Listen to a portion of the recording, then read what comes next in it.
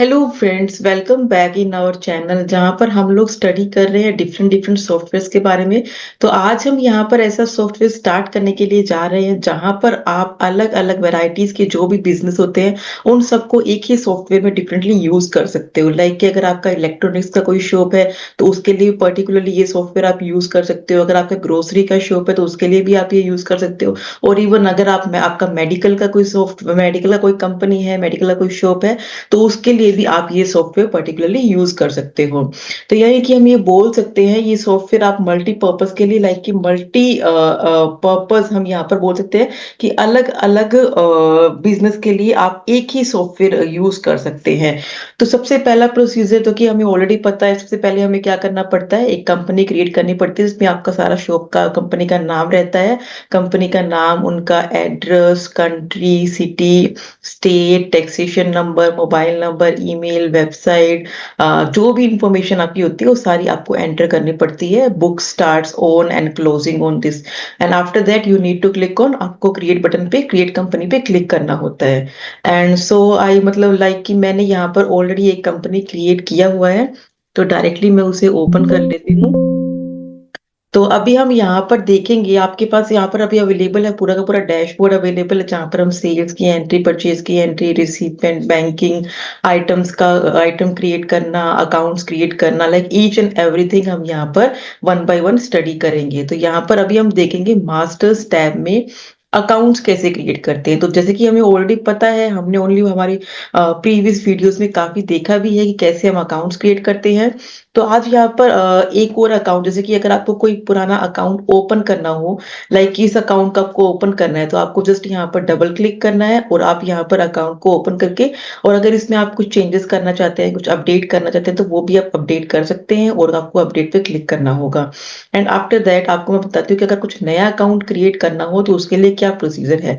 आपको उसके लिए बस ओनली न्यू बटन पे क्लिक करना है, और जैसे कि कस्टमर का मैं नाम डाल देती हूँ, कस्टमर वन ही ले लेती हूँ मैं। यहाँ पर प्रिंट होएगा एज इट इज इस फॉर्म में, तो ये किस कैटेगरी में आएगा, ये कस्टमर की कैटेगरी में ही आएगा। ओपनिंग बैलेंस अगर कस्टमर का कोई है तो वो आप यहाँ पर ऐड करोगे।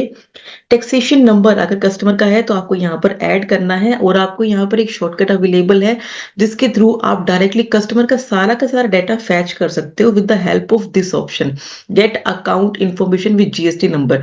अगर आपके पास कस्टमर का जीएसटी नंबर है तो डायरेक्टली पूरी की पूरी कस्टमर की डिटेल आपको जस्ट जीएसटी नंबर ऐड करना होगा, और सारी की सारी कस्टमर की डिटेल जो उस जीएसटी नंबर से रिलेटेड है, एडेड है, तो वो सारी की सारी आपको यहाँ पर अवेलेबल हो जाएगी। जैसे कि मैं अभी यहाँ पर डाल देती हूँ बेसिक डिटेल।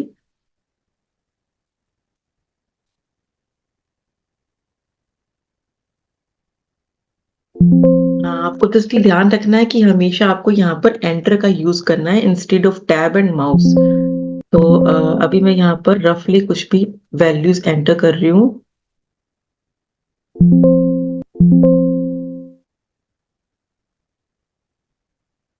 सेम प्रोसीजर है जो कि हम हमारे प्रीवियस वीडियोस में देख चुके हैं। कॉन्टेक्ट पर्सन, उनका जो भी आपको डालना हो वो आप डाल सकते हो, उनका number, mobile number, and kilometre and और जो भी आपकी रिक्वायरमेंट उसके अकॉर्डिंग आप ये डाल सकते हैं। एंड उसके बाद आपको सेव बटन पे क्लिक करना है।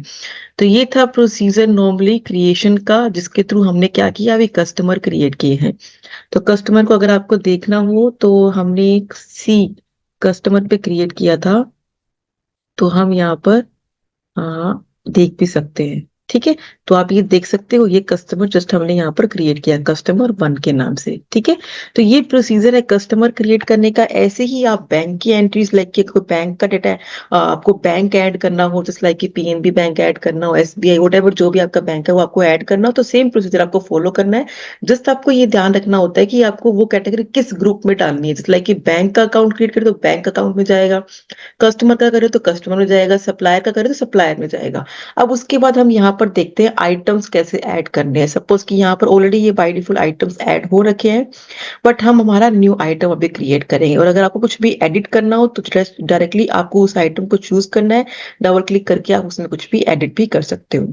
सपोज कि मैं यहाँ पर ले रही हूँ स्पीकर, ऐड कर रही हूँ, उसका शॉर्ट नेम मैं एसपी ले लेती हूँ, एचएसएन नंबर, सपोज मैंने ये डाल दिया, ठीक है। 18% जीएसटी पे ले रही हूँ। कंपनी इसकी सपोज मैं डेल का ले रही हूँ। और ग्रुप अगर मुझे किसी ग्रुप में डालना है तो मैं हार्डवेयर सॉफ्टवेयर ग्रुप भी बना सकती हूँ। डायरेक्टली यहाँ पर क्लिक कर कर मैं नए ग्रुप भी बना सकती हूँ, ठीक है। तो वो भी आप यहाँ पर क्रिएट कर सकते हो। तो मैं डायरेक्टली यहाँ पर अभी कुछ भी रफ एंट्री, सपोज मैं हार्डवेयर ले लेती हूँ यहाँ पर, ठीक है। तो मैंने ये ले लिया। उसके बाद मैं यहाँ पर ये देखूंगी स्पीकर मुझे बॉक्स में अवेलेबल, यानी कि प्राइमरी यूनिट मुझे बॉक्सेस में रखना है या पीसेस में रखना है। सपोज मैं इसको बॉक्सेस में ही रख रही हूँ। और अल्टरनेट यूनिट के लिए मुझे यहाँ पर एक्चुअली इस पे क्लिक करना होता है यहाँ पर, ठीक है। तो अल्टरनेट यूनिट में यहाँ पर पीसेस चूज कर रही हूँ। दैट मीन्स कि एक बॉक्स में पीसेस होंगे स्पीकर के, कितने, 10 पीसेस होंगे। और प्राइस किसका मैं डिसाइड करूंगी, प्राइस पर बॉक्सेस का डिसाइड करूंगी यहाँ पर। और फिर मुझे यहाँ पर एंटर लगाना है। तो यहाँ पर देखो अलग अलग आर्टिकल, कलर, साइजेस, ये भी अगर आप ऐड करना चाहते हो तो ये भी ऑप्शंस अवेलेबल होते हैं। तो मैंने यहाँ पर बाय डिफॉल्ट अभी ये 3 ही डाले हुए हैं।